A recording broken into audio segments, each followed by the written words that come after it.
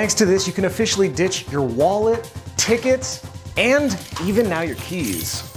This is all thanks to NFC Technology. You've probably used it to pay for things, get into events, and even send your contact to someone else. But how can I get rid of this janitor key ring with it?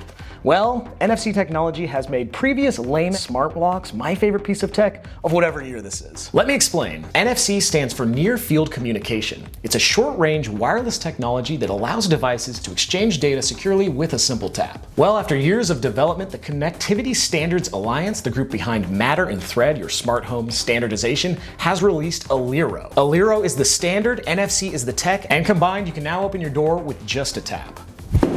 But let's get a little more technical. Aliro is a universal mobile access standard for smart locks. It is an open global industry standard that allows smartphones and wearables to function as secure digital keys. That means whether you're on a Samsung, Google, Apple, or something else, this can be your key.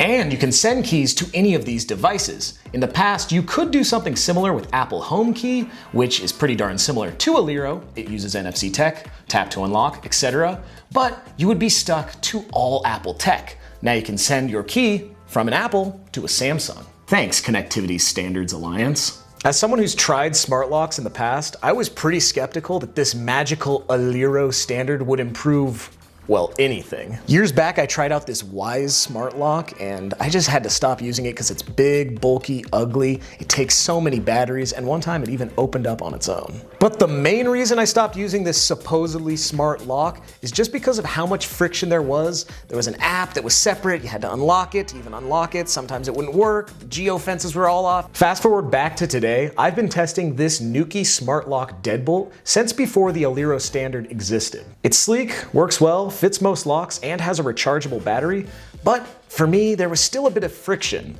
until Aliro dropped. Once the new standard hit the public, the company came out with a new keypad with NFC. This $180 add-on worked with my existing smart lock to get Aliro working. Now I can say, this thing is pretty awesome. It made it Apple HomeKey eligible, so I could just tap to unlock, and I could share the key with my friends and family that aren't in the Apple flavored ecosystem. All the previous features worked great, and the best part, tap to unlock. And with a built-in fingerprint scanner on the keypad, rechargeable battery in the deadbolt, and a pretty sleek design, this Nuki ecosystem has taken something that I considered an unusable piece of smart home tech into one of my favorite things of the year. Now, the one caveat in some of these smart locks in the Aliro system is that you have to have a smart home hub, something like the Apple HomePod Mini. That was the case for me. Since these devices aren't connected physically by any cables, they require communication with one another, just like in the Matter system, bouncing off the smart home hub. This is where the Aliro standard has shined. Since Aliro is unrelated to Wi-Fi, Aliro and Matter simply mean that the device has to be able to connect to one of these Matter routers.